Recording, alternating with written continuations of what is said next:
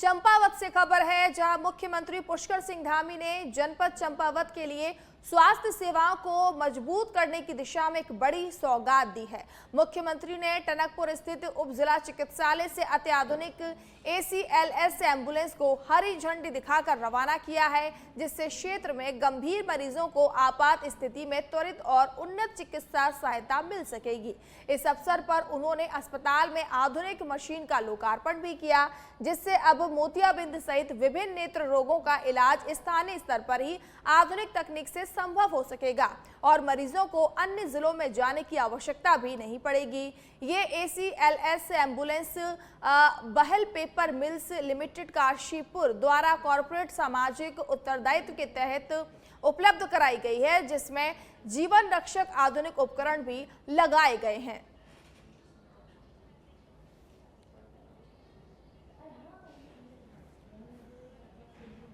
यहाँ पर टनकपुर में जो भी आवश्यकता है यहाँ के लिए ज़रूरी है, चाहे ट्रॉमा सेंटर है या अन्य स्वास्थ्य के क्षेत्र में जो अन्य चीज़ें हैं उन सभी को आगे बढ़ाया जाएगा, उन सभी को किया जाएगा। क्योंकि मैं ऐसा मानता हूँ कि यहाँ पर हम ठोस काम करेंगे और ठोस काम लगातार कर रहे हैं। आने वाले समय में वो और दिखाई देंगे, कुछ दिखाई देने लगे हैं, इसकी शुरुआत हो चुकी है। आप सबके सहयोग से इस काम को भी आगे बढ़ाएंगे। यहाँ पर टनकपुर में जो टनकपुर से खबर है, जहां मुख्यमंत्री पुष्कर सिंह धामी ने टनकपुर स्थित मुख्यमंत्री कैंप कार्यालय में आयोजित मुख्य सेवक संवाद कार्यक्रम में क्षेत्र की माताओं, वरिष्ठ जनों, जनप्रतिनिधियों, पूर्णगिरी मेला समिति, व्यापार मंडल के प्रतिनिधियों और आम नागरिकों से सीधा संवाद कर उनकी समस्याएं सुनी। मुख्यमंत्री ने कहा कि सरकार का उद्देश्य जनता से सीधे संवाद कर उनकी समस्याओं का त्वरित समाधान सुनिश्चित करना है। इस दौरान उन्होंने क्षेत्र के विकास, जन सुविधाओं के विस्तार और विभिन्न जन समस्याओं पर विस्तार से चर्चा करते हुए अधिकारियों को निर्देश दिए कि प्राप्त शिकायतों, मांगों और सुझावों पर गंभीरता से काम करना, उनका शीघ्र समाधान किया जाए। मुख्यमंत्री ने चंपावत जिले के लिए टनकपुर अस्पताल के महत्व का उल्लेख करते हुए कहा कि यहां टनकपुर और आसपास के क्षेत्रों के साथ साथ पड़ोसी देश नेपाल से भी बड़ी संख्या में मरीज इलाज के लिए आते हैं, इसीलिए यहां स्वास्थ्य सुविधाओं को लगातार मजबूत किया जा रहा है।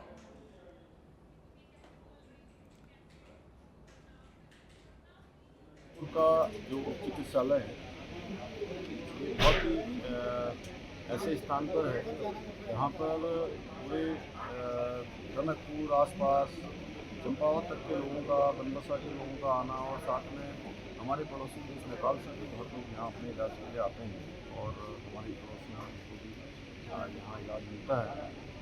तो उस दृष्टि से ये अस्पताल काफ़ी इसके अहमियत है और इसमें सभी सुविधाएं होनी चाहिए।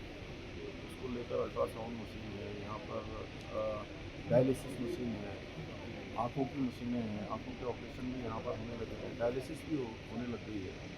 तो पहले के समय में अभी यहाँ पर एक ही मशीन नहीं होने के कारण से लोगों को हल्द्वानी या रुद्रपुर या जहाँ भी यहाँ से बाहर 2-3 घंटे की दूरी तय करके अपना डायलिसिस करवाते थे। अब उनको यहीं पर सब सुविधाएँ मिलने लगी है। अभी एक मशीन लगी है, बहुत जल्दी वहाँ पर दूसरी मशीन भी लग जाएगी। इसी प्रकार से आँखों के ऑपरेशन भी होने लगे हैं, मोतियाबिंद के ऑपरेशन, दूसरे ऑपरेशन, उनको सुविधाएँ मिलने लगी हैं। अन्य सुविधाएँ भी यहाँ पर हों, यहाँ का चिकित्सालय एक अच्छा चिकित्सालय बने, उसके लिए सभी स्तर पर प्रयास जारी है, जिससे कि यहाँ के लोगों को, आसपास के लोगों को और बड़ी संख्या में जो लोग पूरे हमारे यहाँ पर देश भर के माँ पूर्णागिरी के दर्शन करने आते हैं और माँ पूर्णागिरी के दर्शन के साथ साथ शारदा मैया का भी दर्शन करते हैं, पवित्र स्नान भी पाते हैं। अब खबर देहरादून से है, जहां कृषि मंत्री गणेश जोशी ने आज अपने शासकीय आवास पर परिवार के साथ उत्तराखंड के लोक पर्व फूलदेई को हर्षोल्लास और पारंपरिक रीति रिवाजों के साथ मनाया। इस दौरान पारंपरिक परिधान पहनकर पहुंचे पर्वतीय संस्कृति संरक्षण समिति और कुर्माचल संस्कृति एवं कल्याण परिषद के बच्चों ने कृषि मंत्री गणेश जोशी के आवास की देहरी पर फूल और चावल अर्पित कर घर परिवार की सुख समृद्धि की कामना की। बच्चों ने फूलदेई छम्मा देई जतुके दिलाया उतके सही जैसे पारंपरिक लोक गीत गाकर पर्व की खुशियों को और भी बढ़ाया। कृषि मंत्री गणेश जोशी ने बच्चों का स्नेह स्वागत करते हुए उन्हें उपहार भेंट किए और उनके उज्जवल भविष्य की कामना की। कृषि मंत्री गणेश जोशी ने प्रदेशवासियों को लोक पर्व फूलदेई की शुभकामनाएं देते हुए कहा कि उत्तराखंड की समृद्ध लोक परंपराओं और सांस्कृतिक विरासत का ये पर्व प्रकृति, खुशहाली और नई ऊर्जा का प्रतीक है। उन्होंने कहा कि बसंत ऋतु के आगमन पर मनाया जाने वाला ये पर्व हमारे समाज में प्रेम, सौहार्द और समृद्धि का संदेश देता है।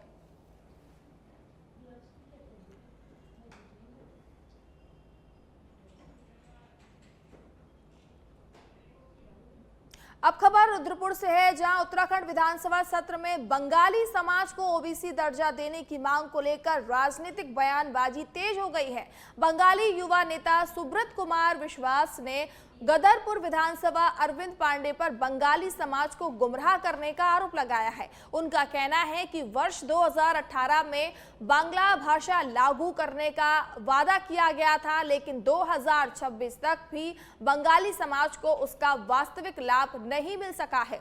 सुब्रत कुमार विश्वास ने कहा कि विधानसभा में समाज के मुद्दों को सही दिशा देने के बजाय उन्हें आंदोलन से पीछे करने का प्रयास किया जा रहा है। उन्होंने आरोप लगाया कि बंगाली समाज की मुख्य मांग अनुसूचित जाति का दर्जा है, जबकि ओबीसी का मुद्दा उठाकर मूल मांग से ध्यान भटकाना जा रहा है। उन्होंने कहा कि यदि सरकार सच में बंगाली समाज को ओबीसी दर्जा देना चाहती है तो इस पर तत्काल निर्णय लिया जाए, लेकिन अनुसूचित जाति आरक्षण की मांग को लेकर समाज का आंदोलन आगे भी जारी रहेगा।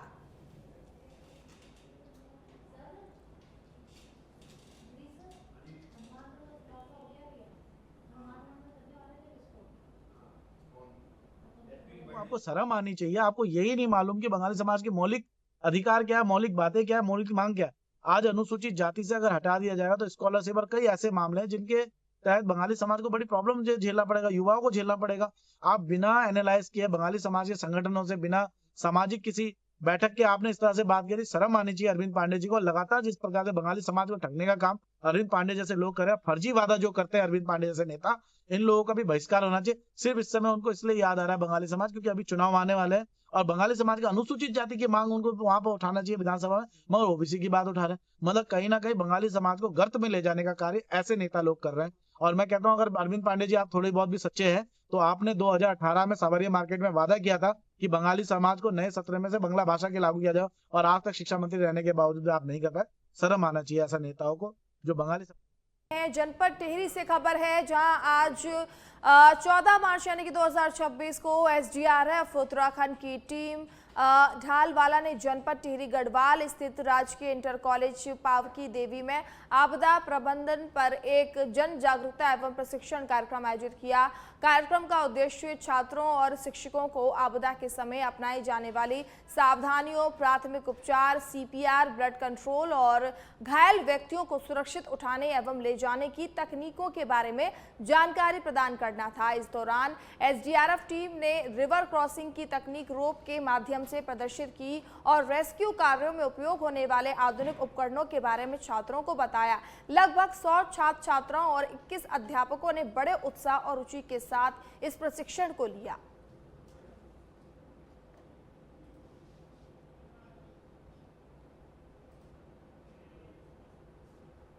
जनपद में घरेलू गैस सिलेंडर की आपूर्ति को अधिक सुव्यवस्थित और सुचारू बनाने के लिए जिला प्रशासन ने नई व्यवस्था लागू की है। इसके तहत अब उपभोक्ताओं को गैस सिलेंडर लेने के लिए एजेंसियों के चक्कर नहीं लगाने पड़ेंगे, बल्कि निर्धारित डिलीवरी पॉइंट और डोर टू डोर प्रणाली के माध्यम से सिलेंडर सीधे घर तक पहुंचाए जाएंगे। इसी क्रम में रविवार को गुरुग्राम चौड़ी राय में डोर टू डोर व्यवस्था के तहत 70 गैस सिलेंडरों की आपूर्ति की गई है। पूर्व ग्राम प्रधान जितेंद्र राय ने बताया कि गांव में घर घर जाकर गैस सिलेंडरों की डिलीवरी की गई है, जिससे ग्रामीणों को काफी राहत मिली है। जिलाधिकारी मनीष कुमार ने बताया कि गैस बुकिंग की ऑनलाइन प्रक्रिया, डीएसपी और ओटीपी सत्यापन के दौरान अधिक कॉल आने से कई उपभोक्ताओं को एजेंसियों तक जाना पड़ता है, जिससे वहां भीड़ बढ़ जाती है।